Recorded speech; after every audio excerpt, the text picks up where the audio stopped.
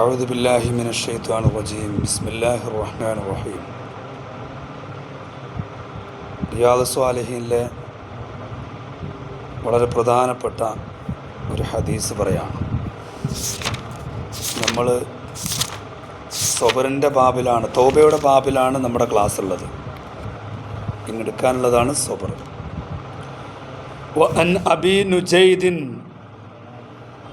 Abu നുജൈദ് എന്നവരാണ് report ചെയ്യുന്നത്. ബിലമ്മിൻ നൂനി, നൂനിക്ക് ലമ്മ് കൊടുത്തിട്ട് നൂ എന്ന് വായിക്കാം. ഫതഹിൽ ജീമി, ജീമിന് ഫതഹു കൊടുത്തിട്ട് നുജ. ഇമ്രാൻ ബിൻ ഹുസൈൻ അൽ ഖുസാഇ റളിയല്ലാഹു തആല അൻഹു അന്നംറഅതൻ മിൻ ജുഹൈനത, ജുഹൈന ഗോത്രത്തിൽപ്പെട്ട ഒരു പെണ്ണ് അതത് റസൂലുള്ളാഹി സ്വല്ലല്ലാഹു അലൈഹി വസല്ലം, ഹബീബായ നബി സല്ലല്ലാഹു അലൈഹി വസല്ലമ തങ്ങളുടെ അരികിൽ വന്നു. വഹിയ ഹുബ്ല മിനസ് സിന, അവൾ വ്യഭിചാരത്തിലൂടെ ഗർഭിണിയായിട്ടുണ്ട്. മുത്തുനബിൻ്റെ അടുത്തേക്ക് വിശ്വാസം രൂഢമൂലമായി, അള്ളാഹുവിലുള്ള അചഞ്ചലമായ വിശ്വാസമുള്ളൊരു പെണ്ണാ. പക്ഷേ അവൾ അപ്പോഴേക്കും ഗർഭിണിയായിരുന്നു. ഫഖാലത്ത് യാ റസൂലല്ലാഹ്, അവൾ വന്നിട്ട് പറഞ്ഞു, അള്ളാഹുവിൻ്റെ റസൂലേ, അസബ്തു ഹദ്ദൻ, ഞാനൊരു ശിക്ഷ എത്തിച്ചിട്ടുണ്ട്, തെറ്റ് ചെയ്തിട്ടുണ്ട്, ശിക്ഷക്ക് അർഹനായ ഒരു അവസ്ഥയിലാണ് ഞാനിപ്പോഴുള്ളത്. അതുകൊണ്ട് ഫഅഖിംഹു അലയ്യ, എൻ്റെ മേലിൽ നിങ്ങൾ ആ ശിക്ഷ നടപ്പാക്കണം, നിങ്ങൾ തീരുമാനമെടുക്കണം. അങ്ങനെ ഫദ അന്നബിയു സ്വല്ലല്ലാഹു അലൈഹി വസല്ലം, ഹബീബായ നബി തങ്ങൾ വലിയക, ആ പെണ്ണിൻ്റെ ജമാനിനെ വിളിച്ചു. വലിയനെ വിളിച്ചു എന്ന് പറഞ്ഞ ബാപ്പാൻ്റെ സ്ഥാനത്തുള്ള ആളുകളെ വിളിച്ചു നിർത്തും. എന്നിട്ട് വഖാല, മുത്തനബി തങ്ങൾ പറഞ്ഞു, അഹ്സിൻ ഇലൈഹ,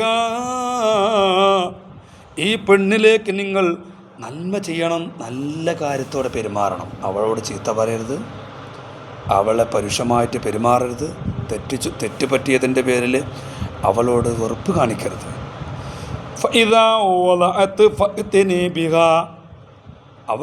അവളുടെ ഗർഭം പ്രസവിച്ചാൽ അവളെ ഇങ്ങോട്ട് കൊണ്ടുവരണം.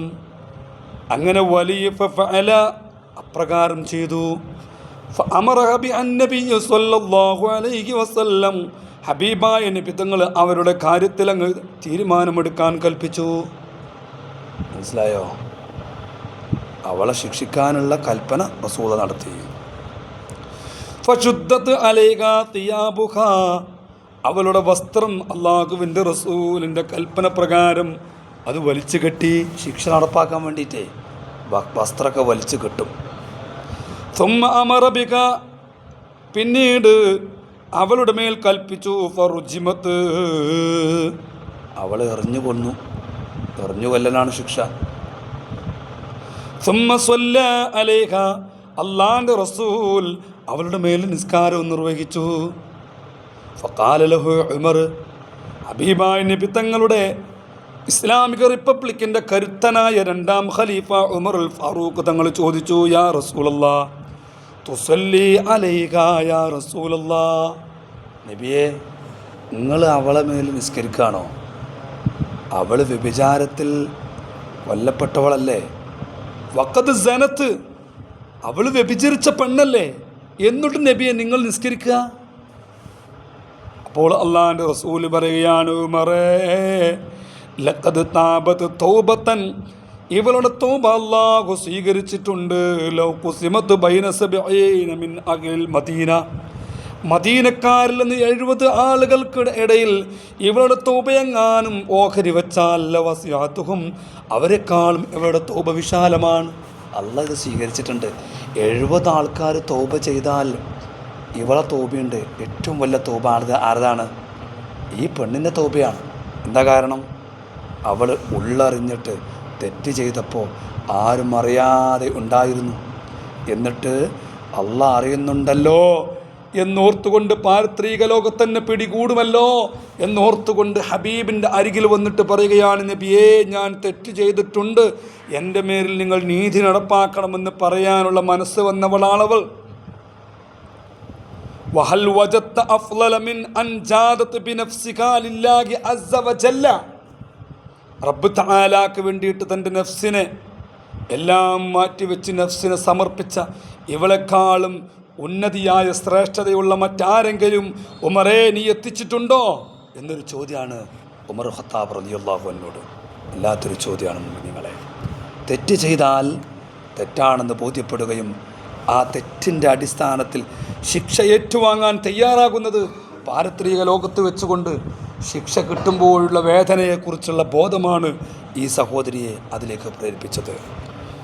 മഹാനായ ഇബ്നു അബ്ബാസ് റളിയല്ലാഹു തആല അൻഹുവാണ് അടുത്ത റിപ്പോർട്ടർ.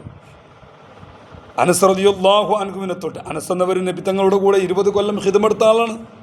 ഇബ്നു അബ്ബാസ് തങ്ങൾ നബിൻ്റെ അളാപ്പയാണ്.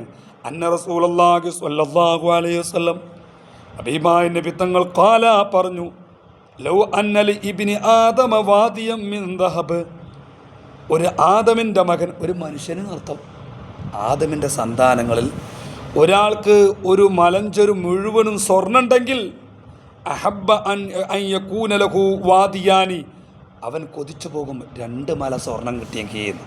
അങ്ങനെ തന്നെ അല്ലേ, ഒരാൾക്ക് ഒരു സമ്പത്തിൻ്റെ കൂമ്പാരം കിട്ടിയാൽ എനിക്ക് 2 കിട്ടിയെങ്കിൽ എന്നവൻ കൊതിച്ചു പോകും. വലയ്യംല അഫാഹു ഇല്ല തുറാബ്, അവൻ്റെ വായയിൽ മണ്ണല്ലാതെ നിറക്കൂല കേട്ടോ. അവനോട് പറയാണ്, ജിങ്ങനൊക്കെ പ്രതീക്ഷിക്കുന്നുണ്ടെങ്കിൽ നിൻ്റെ വായയിലൂടെ മണ്ണ് തുറക്കും, മണ്ണ് നിറക്കും. വയതൂബുല്ലാഹു അലാ മൻ താബ്, തൗബ ചെയ്തവൻ്റെ തൗബ അല്ലാഹു സ്വീകരിക്കും. തൗബ ചെയ്യണം, എന്നാൽ റബ്ബ് സ്വീകരിക്കും. അബൂ ഹുറൈറ തങ്ങളെ തൊട്ട് റിപ്പോർട്ട് ചെയ്ത മറ്റൊരു ഹദീസും കൂടി പറഞ്ഞ് നമുക്ക് അവസാനിപ്പിക്കാം. അള്ളാഹുവിൻ്റെ റസൂൽ സല്ലല്ലാഹു അലൈഹി വസല്ലമ പറയുന്നു, യദ്ഹഖുല്ലാഹു സുബ്ഹാനഹു വ തആല, അള്ളാഹു സുബ്ഹാനഹു വ തആല ചിരിച്ചുകൊണ്ടിരിക്കും എന്ന് പറഞ്ഞാൽ നമ്മൾ ചിരിക്കുമ്പോൾ ഇങ്ങനെ പല്ലും കാട്ടിയിട്ട് ചുണ്ടൊക്കെ മാടെ പുറത്തേക്ക് പരത്തി വെച്ചിട്ട് ഇങ്ങനെ ചിരിക്കും എന്നല്ല പറഞ്ഞത്. ഇലാ റജുലൈനി, 2 ആളുകളിലേക്ക് നോക്കി ചിരിക്കും. എന്താ അവരവസ്ഥ? യഖ്തുലു അഹദുഹുമാ, 2-ൽ ഒരാൾ അൽ ആഖറ, മറ്റേ ആളെ കൊല്ലും. 2 ആളുണ്ട്, യുദ്ധം നടക്കുക, ഒരാൾ മറ്റേ ആളെ കൊല്ലും. യദ്ഖുലാനിൽ ജന്ന, 2 ആളുകളും സ്വർഗത്തിൽ കിടക്കും.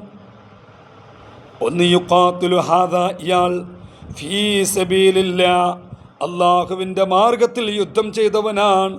ഫയുഖ്തലു, അവൻ കൊല്ലപ്പെടുന്നു. ആര്?